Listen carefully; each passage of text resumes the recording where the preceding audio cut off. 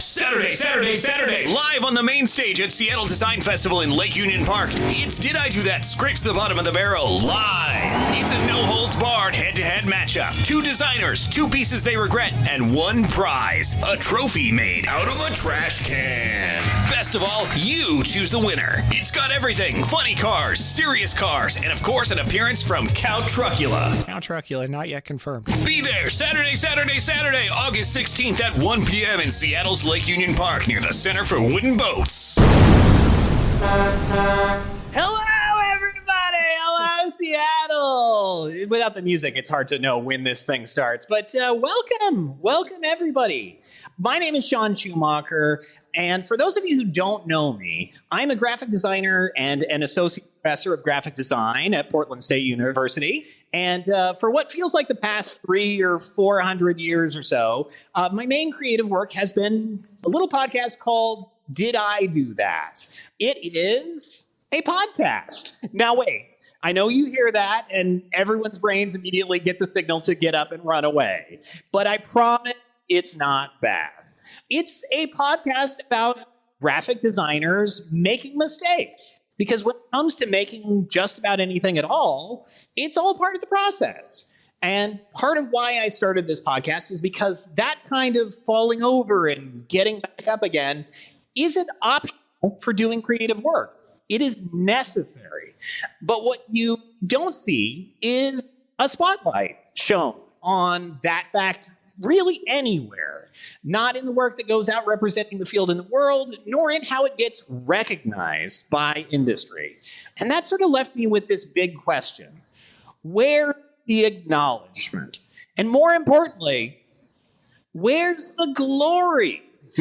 If you have to fall flat on your face sometimes to make creative stuff, why isn't that something we celebrate? So it all made me ask, what award show would have the courage to give a prize to work that was not only good enough, but actually bad enough to push someone forward? Well, the Grammys. But that's neither here nor there. We need an honor, a trophy that represents the bad that's necessary for practicing design as much as the good. And that's why Did I Do That? And Seattle Design Festival are proud to present an award for outstanding achievement in the field of creative regret. This afternoon, we're going to be showing some specially selected design regrets from our 2 Seattle design talents that they made to get to where they are now. We're going to look at those projects, talk them through, and then vote on which one walks away with our grand prize. Now, you might be wondering, what is the grand prize? They have not seen it. No, I haven't. We are wondering as well. A trophy made out of a trash can. Really, really incredible stuff. So that is what we're working towards on this. Did I Do That? Scrape the Bottom of the Barrel live at Seattle Design Festival 2025. Yay! Yes, so thank you so much for joining me. I think we should just hop right into it. I want to turn things over to our first guest, the incredible Maxwell Miller. Maxwell! Hello. So Max, you are I actually don't have my notes here. I don't Who know. are you? I've never seen you before in my life. You're one of my former students. That is true. You graduated in 2016. Allegedly. I don't remember that far back. So I think that's why I had to double check. Yeah. Well, technically, I didn't graduate. Oh, yeah, I remember that. I'm 2 classes short of a design degree. Yeah, two A math class and a science class. Yeah. I never went back and did them. So. Well, yeah. At the very least, though, you Allegedly graduated. There's a photo of me walking across the stage and accepting an empty degree holder. Go here. Yeah, I didn't. So basically, you got the fake IOU degree that they give to people, Yep. but you just never exchanged it. So you just have the IOU still in it. Yeah. I feel like that's valuable. Yeah. I feel like that is more valuable than a normal degree. You should tell my mom. She took it down off the shelf. After I told her I wasn't going to bother going back and finishing. I don't like that at all. But you do work in sort of the action sports, the athletic wear world. You've done activations for brands before. Yep. And you had, I think, a very specific sort of action sportsy project that you wanted to share with us. I do. So I'm going to put that up on screen. And this is what you sent to me. I had a lot of questions when I received this image. Yeah, I had a lot of questions when I presented it. Yeah. So tell me what happened here. Yeah. So this was part of my first collection, my first year at Line, right after I got hired. And Line is a ski company. The ski company. Okay. Yes. Yeah.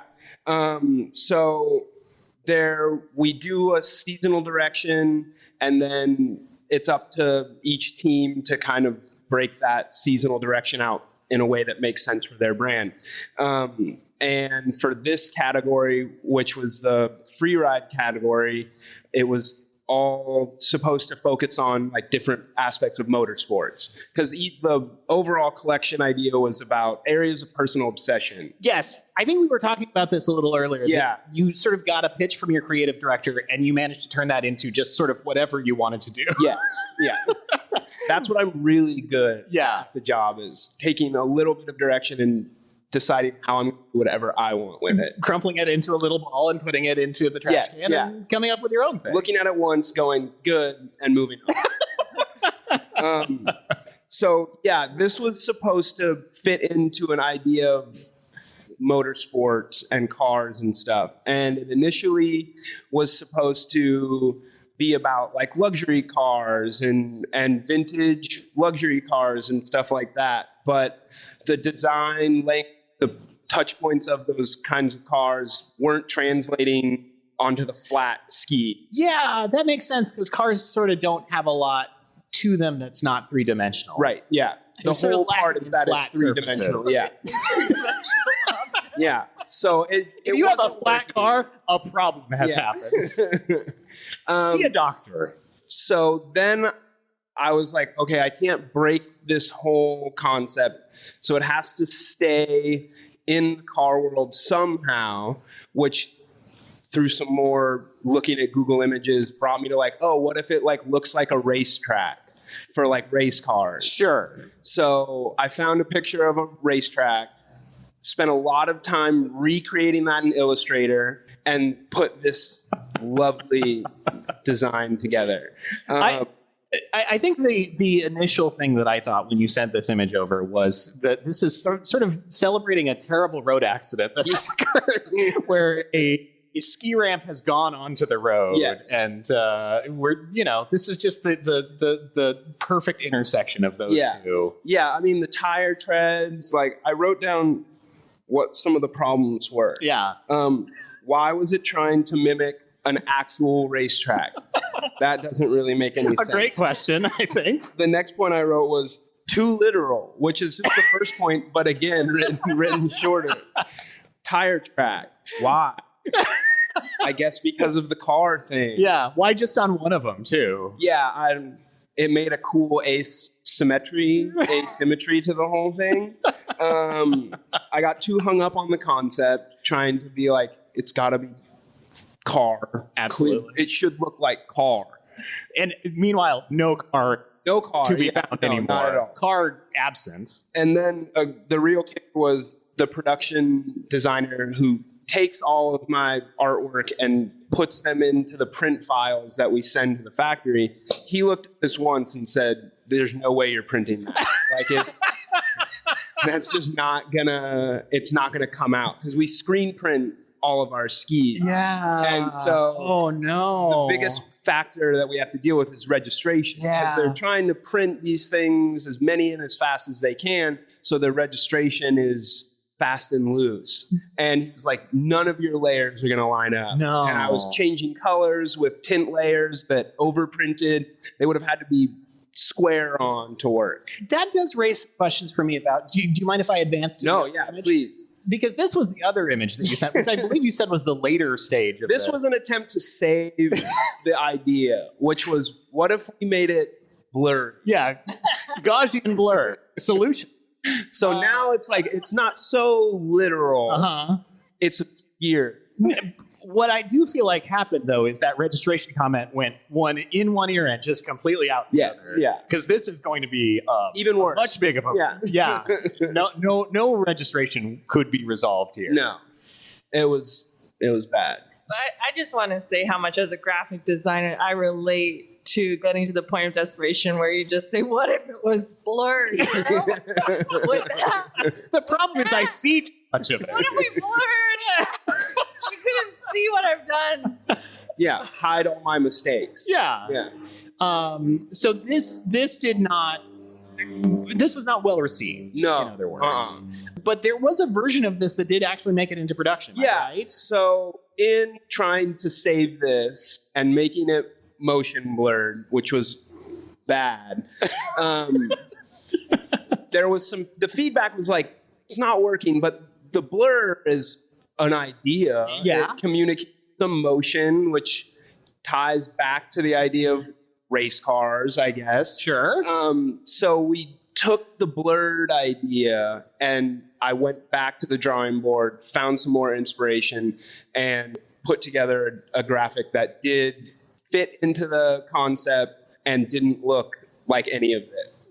But it hinged on the motion blur thing. We went with more of like a light tracer from taillights in the night, which ended up looking a lot cooler than I'm describing it. I can understand how that gives more car energy than this. Yeah.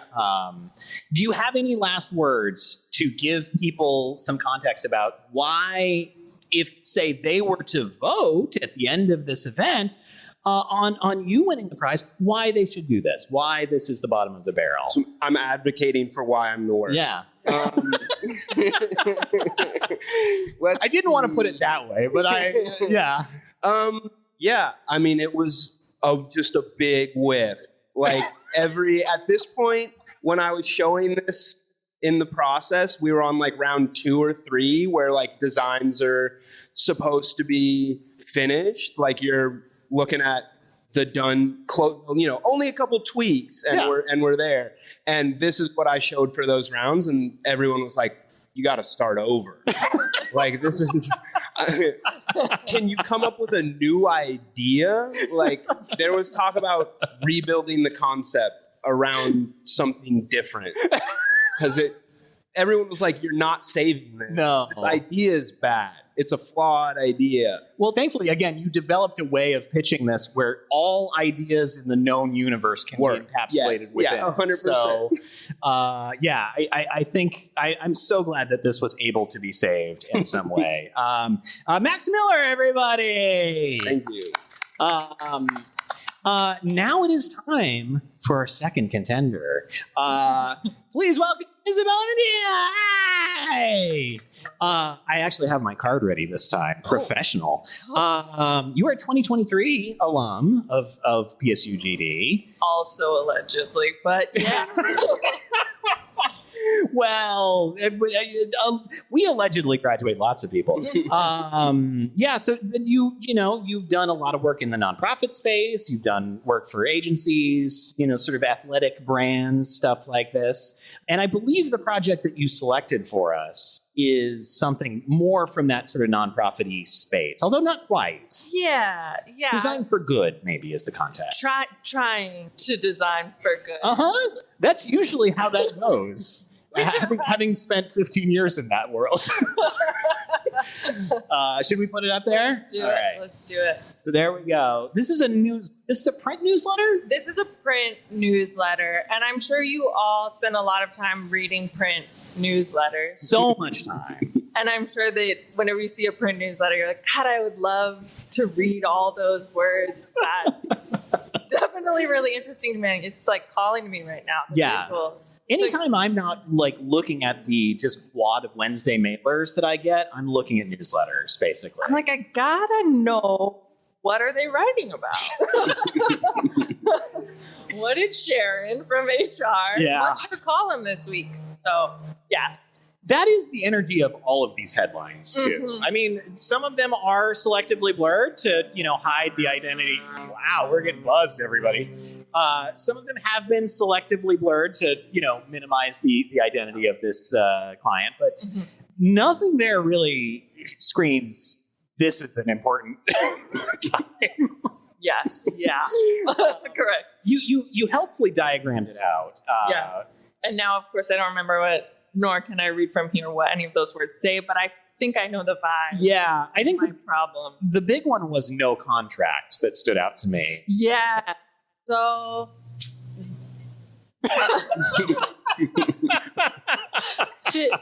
to bring this full circle, when I first started designing, I also was designing for like small town magazines and newsletters that are, if you don't know, basically a way to print ads and pretend to be writing information. Yes. So you need a way to print physical ad space so you get people to write a lot of words about their business or what's going on with them in their garden this week. And then you put it in a print newsletter and then people buy ads. So that's what I first started with when I was like 19.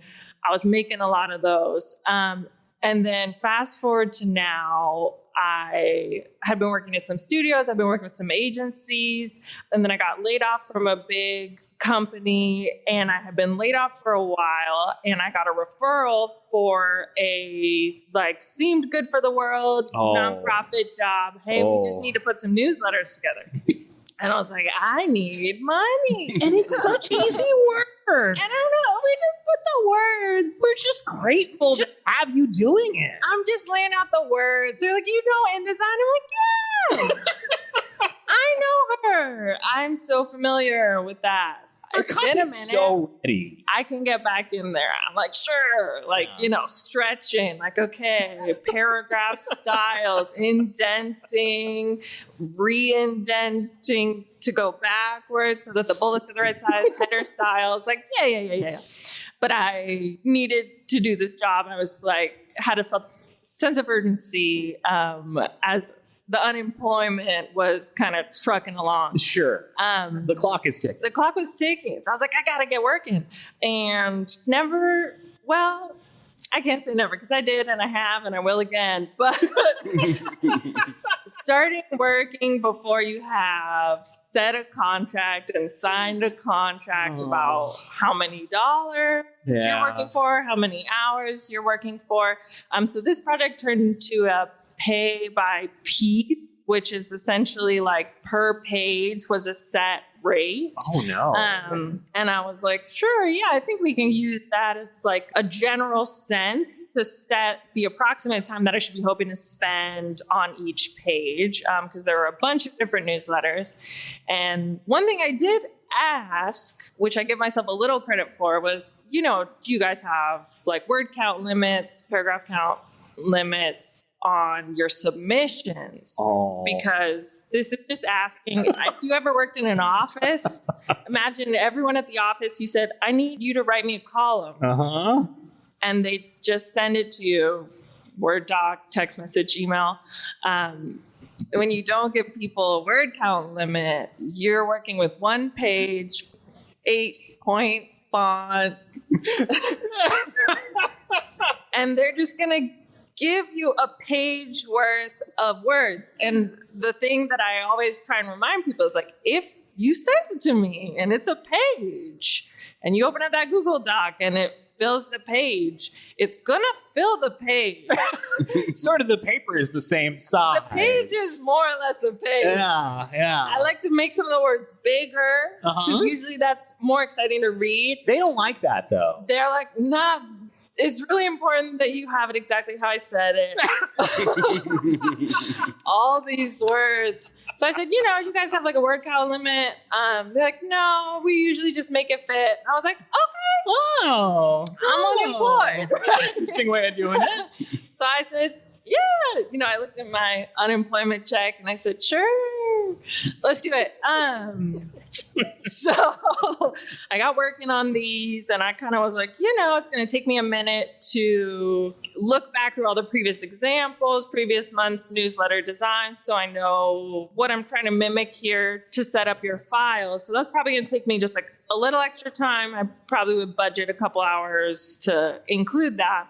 And, sometimes you finish the file and they're like, hey, we sent you more words. And I'm like, oh no.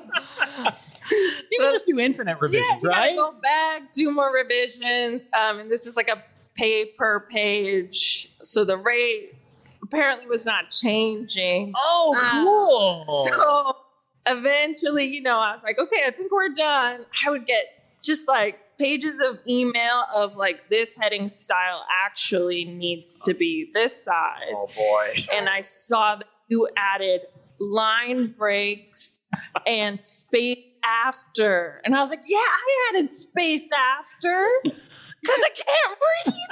Like a space after. Give me a break in between this paragraph. They're like, no way. Stick them back together. I can still see white of the paper through this newsletter. Disgusting. So I'm making revisions. I finally done this thing. I'm like, okay, I'm already lying about how long this is taking me to take because I'm embarrassed how long I feel like it's taking me to do this. Oh, so they've taken advantage of that with so many of your predecessors. Like, delete. Let's say that took an hour. I know that took me all day, right?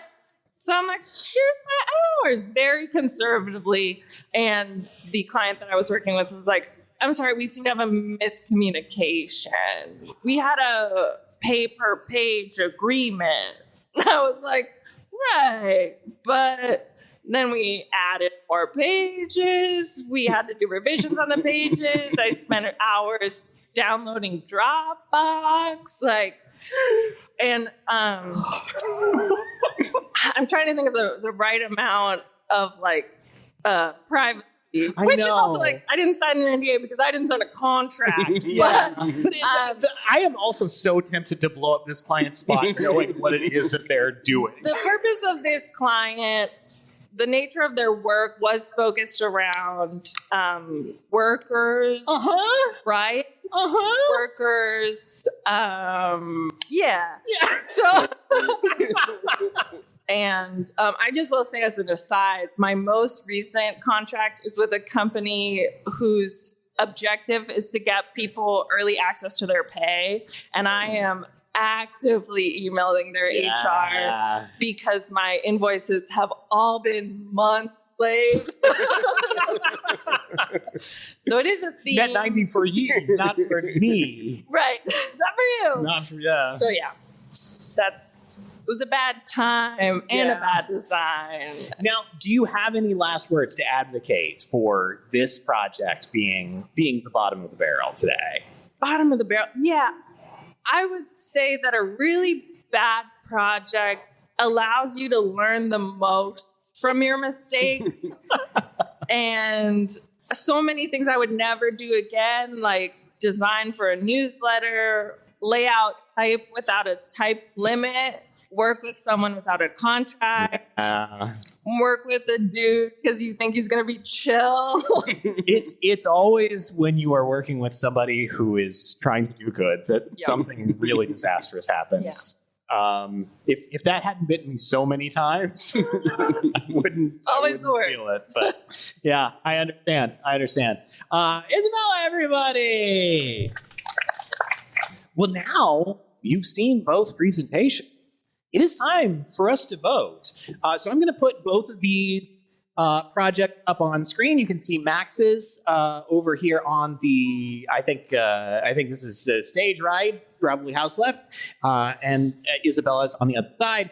And I think the way that I would like to do this is, kind of just like voting by hands. So you can vote as many times as you like. Just raise your hand as long as you keep it held until I say to put it down. Sound good to everybody? I'm taking that complete non-reaction. Just completely blank. Okay, so first things first. Who wants to vote for Max's project as the bottom of the barrel. Nice. Okay, keep those hands held high. Okay, hands down. Who wants to vote for Isabella's project to be bottom of the barrel? Okay, we have our winner, everybody. Hands down.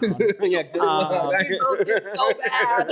Well, actually, I did want to do one thing. Because you all voted, I think you have earned your I voted sticker. So here it is. For those of you who don't know, shout out to 14-year-old Hudson Rowan in Ulster County, New York. This is a real I voted sticker that he entered into a contest and won. So voters in Ulster County, New York got one of these. He apparently told NPR after he won this contest, it kind of gives a chaotic vibe. Yeah, I'd say so. Good self-assessment, Hudson. But yeah, now it is time. Our winner of Did I Do That? Bottom of the barrel. Isabella.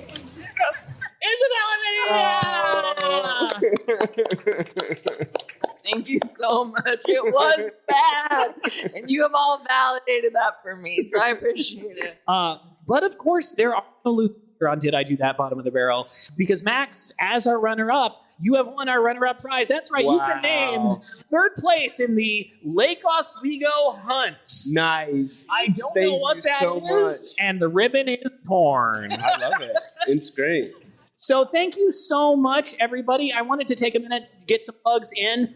Isabel, you are actually going to have an event tomorrow It's as true. part of Snack Time Yes. called See Me, See You. Yes. Yeah. So we'll be here tomorrow. We will be having a pop-up tent, and it's going to be kind of an aura photo booth where you can go with a friend or acquaintance and do a collaborative photo shoot to describe how you see someone else and how someone sees you, and you'll get a cute little photo shoot along with it. So it should be cute.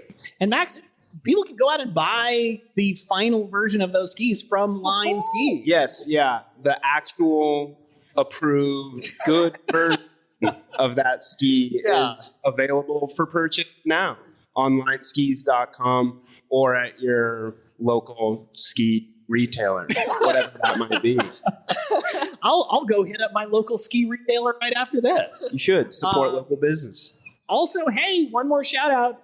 If you enjoyed this, I host a podcast called Did I Do That? This is a spinoff of that. You can listen to it anywhere you get podcasts, including YouTube. All of those who are watching there at home, you can find it at dididothat.design or hit us up on at dididothat.design on the socials, Instagram, YouTube, what have you. This has been Did I Do That? I'm Sean Schumacher. And as we always say at the end of every episode, No, you did. I'm nervous. that's what we always say. Okay, bye. Thank you, Seattle. Oh, I got a couple more things. I can't believe I forgot this. I want to give a big shout out to Adrian, who's been on the boards. Adrian, Thank you rock. you, Adrian. Thank you so much. Also, big shout out to Tara and Maher, who have been our production assistants, helping us get audio and everything set up. Rock stars. And thank you, of course, to everybody here at Seattle Design Festival. I'm so happy to be back here. Y'all rock. Thank you, Seattle. Okay,